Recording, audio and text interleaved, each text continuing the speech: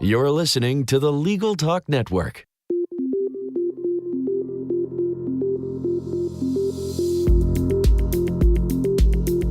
Hello, I'm Bob Ambrogi. And I'm Monica Bay. We've been writing about law and technology for more than 30 years. That's right. During that time, we've witnessed many changes and innovations. Technology is improving the practice of law, helping lawyers deliver their services faster and cheaper. Which benefits not only lawyers and their clients, but everyone. And moves us closer to the goal of access to justice for all. Tune in every month as we explore the new legal technology and the people behind the tech here on Law Technology Now.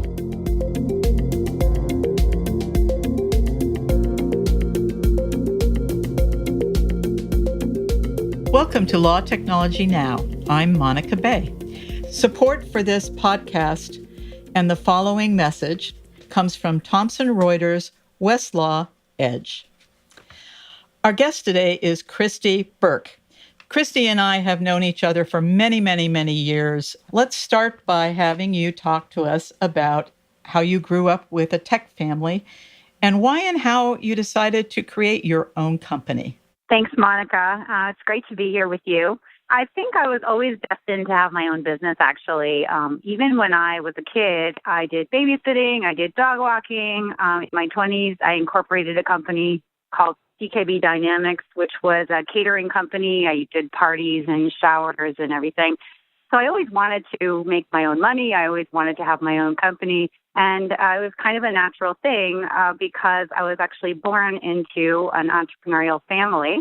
When I was actually born, my dad worked for IBM at the time, and then he left to start his own business in computer leasing with my mom. My parents had a computer leasing company for several years, and then they founded World Software Corporation, which eventually produced a DMS called WorldBox, which is still on the market today. And I worked at their businesses in the summertime and on holidays, and their head programmer actually taught me my basic computer skills, and I started taking computer courses at school starting in 7th grade. So how I started my own business is kind of a little more roundabout than that. After college, I did a variety of things. I taught English in Hungary. I worked for an insurance company. I worked for a publishing company, all sort of in, relative like marketing and sales and PR. And then I came to New York and I was working for an advertising agency on Bluetooth technology when it was first getting started. And everyone was like, what is this Bluetooth thing? Nobody knew what it was. So it sort of tells you where I was at in the evolution of technology. And then I went to work at WorldBox, actually. For 4 years, I ran their marketing, their PR, and their reseller channel. And I worked on integrations with other software vendors, and I got to learn about legal software, legal technology. And I really drilled down. I wanted to learn everything about the technology. It fascinated me from a conceptual standpoint, what it was capable of doing. And, since I represented the company at a lot of trade shows and conferences, I traveled to meet the VARs in their various offices, and I got to know a lot of people. I got to know a lot of the editors like you, Monica. We worked together closely for many years. And when I decided to hang out my own shingle, my business kind of just popped up and started itself. I always say I was not necessarily a conscious decision, but all of a sudden I found that I had clients. And people that had known me for years, they contacted me. They wanted me to do projects for them. And I just started working. I did anything that people asked me to do, marketing, PR, events, trade shows, you name it. I just didn't say no to anything. And I just started working in a company back then. And it's been almost 14 years now. So it's been a really good run. What brought you into focusing on legal and tech? I assume that most of your work was with the legal community. What brought you to that? Well, I think, having had sort of a varied background in technology, and I went to a liberal arts college called Connecticut College, where I double majored in English and sociology. So I mostly focused on the humanities, in my undergraduate education. But everyone always told me that they thought I should be a lawyer. Even when I was a kid, I took a class called So You Think You Want to Be a Lawyer? And, I was always arguing every last thing with my poor parents and my sisters and everybody else. I even argued with my teachers to get them to change my grades sometimes. And sometimes they would, sometimes not. But I think I have this natural affinity for the law. I have great respect for justice and access to justice. I never became a lawyer myself. A lot of my friends are lawyers. And so I think it was a natural fit. Getting into this niche of legal technology when I worked at WorldDocs, that's sort of when I discovered this whole world, which, to tell you the truth, I didn't really know existed before. And I think a lot of people don't believe that it really exists. I tell my friends there are entire trade shows of legal technology companies that are marketing to law firms, and they say, no, really? They can't believe this is true. But, to me, it's become my home, the legal tech industry. When I go to conferences like Legal Tech, when I go to ILTA, ABA Tech Show, these people are like my extended family. And I have great respect for, the intelligent people and the creativity. And I just think I found my home, and I feel very lucky to have found it. So as you watched through, as I did too, how tech originally for lawyers, they were like, oh, yeah, right. And then it's grown and grown and grown and grown. What made you decide to focus more on those areas than the broader ones? What kept you into those two areas? Well, I think, I like flexibility. I like change. I like a variety of things. And I think, now lawyers are discovering technology more and more. And I've seen it from the challenge side, which is the legal technology, the software providers and the services providers that were struggling to educate. They were struggling to get, the technology tools purchased and used. Now that there's a nice renaissance in legal tech, I think, in part motivated by the corporate legal operations movement, which is applying a lot of pressure on law firms to be more efficient. But I think naturally efficiency in any profession is something that I really appreciate, because I don't really think anything should take any longer than it needs to take. And, why not do something quickly and successfully rather than making it long and drawn out and less productive for everybody. In the last 10 years, it seems like paper is gone and so much stuff is now online. The way that people are working are often together. And you were telling me recently that you have become part of the Legal Technology Media Group. And it's the folks that you've talked about are some folks that have been around the legal arena quite a bit. Tell us a little bit about what that is and how that works for you. Yes, I am thrilled to have recently joined the Legal Technology Media Group. We call it the LTMG Collective. And it's something that was started by Chelsea Lambert and Kathy Kenton, who are two ladies I know that you know and I admire and like a whole lot. The collective is a group of professionals, including myself, Kathy, Chelsea, and also Jared Correa, who is with Red Cave. He's a lawyer. And we still run our own companies independently, and we have clients outside of the LTMG umbrella, all of us. But our idea was to provide a turnkey solution for clients that would need a variety of different things, because I think what I've seen is that marketing and outreach communications has become so challenging recently and so competitive, much more so than I would say even 5-10 years ago, that clients really need to think bigger when it comes to their outreach to potential customers and the media. So the four of us together right now, that's the collective. And we are, we're referring business to each other. We're working on some education things together. We have a blog on the website, which is legaltechmg.com.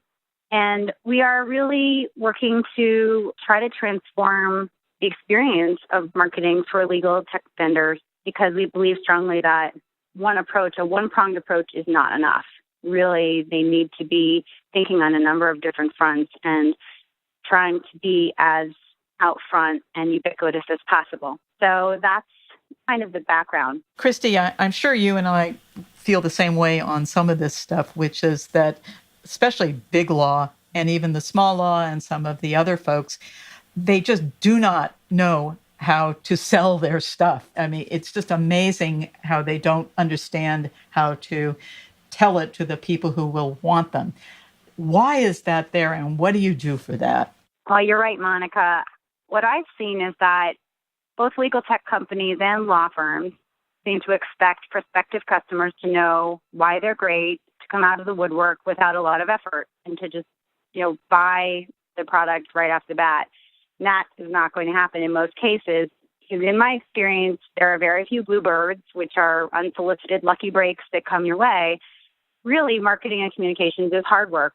And as far as press coverage is concerned, 99% of press coverage comes from intentional placement via pitching, press releases, contributed content. And you very seldom get that mythical phone call from a reporter saying, I've heard your solution is great, or I've heard your software is great, or I've heard your law firm is great. Tell me about that. It's just not a very commonplace thing in my experience to happen. So I think that there's no way to shortcut this.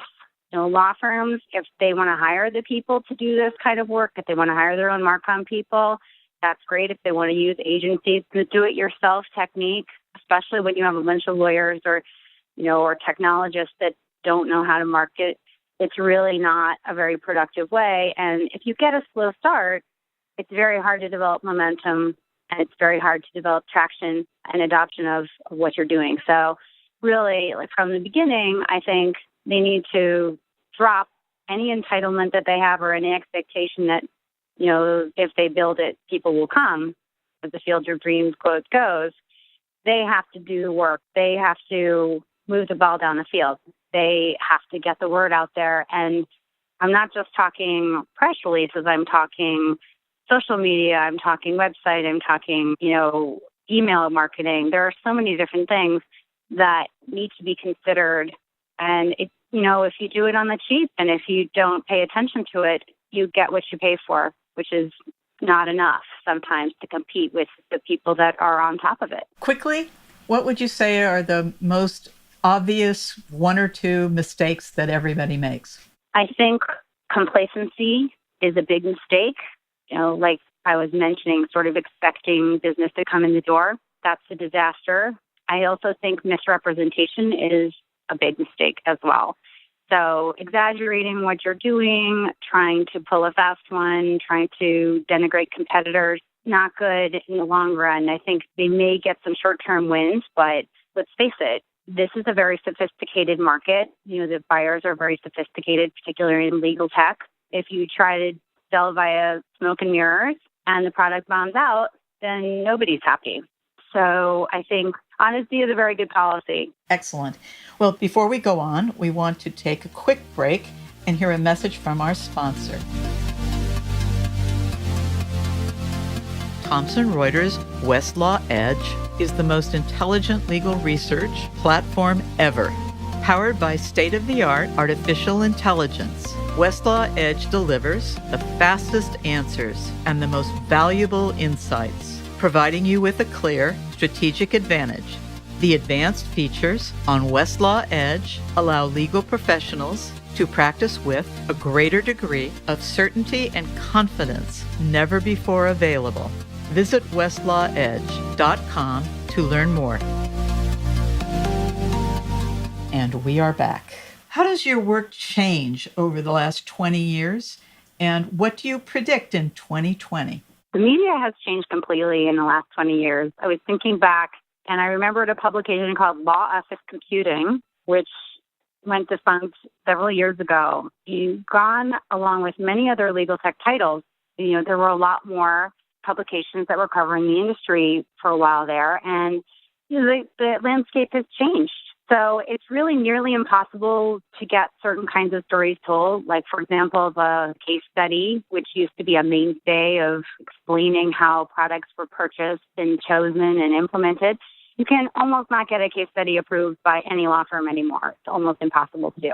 I've been doing PR and legal tech for 18 years. There was a time when it was easier to get more placements on medium interest stories like your partnerships, executive hires, integrations.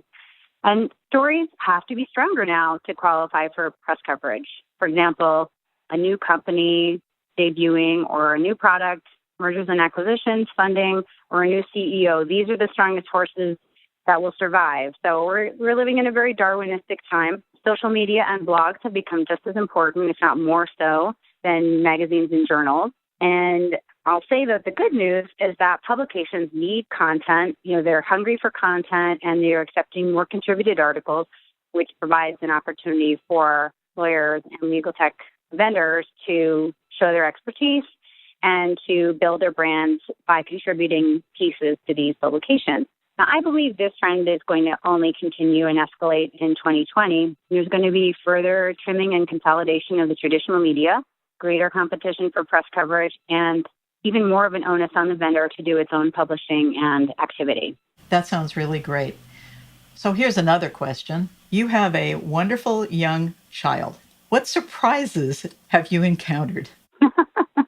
Yes, I do. I have a daughter who's 4.5 years old, and I will honestly say that everything I was afraid of happening when I became a parent did actually happen. I didn't sleep through the night for the first 4 years because my daughter was not a good sleeper. My social life took a total nosedive, and I spent much more time at home. And last but not least, last summer, we took the big plunge and moved to the New Jersey suburbs, which is something I never would have expected, although I'm actually from New Jersey originally. But I would say what surprised me most was the huge upside of having a child. And I think, like all parents, I think my daughter is the most amazing creature that ever walked the earth. And we love each other beyond measure. We travel together. She comes on business trips with me. You know, I sneak her into the exhibit hall. My clients know who she is. And I'm proud to, show her that you can be a working mom, but you can also be a baker and a chef and make crafts and do all the other things. So, I think I'm surprising myself in the process of being a parent to her. And she really believes that she can be anything she wants. Right now, she wants to be an astronaut and a ballerina, both. So we'll see if she has enough time to accomplish that. But, as a parent, I feel like I have the greatest responsibility I've ever had in my entire life. But on the other hand, I get to be a kid again and experience things through my daughter's eyes. So I think it's a real win. I love it. Well, I'm very happy for you, and it's just delightful. Thank you. So one last question for you. What advice would you give legal tech companies and lawyers?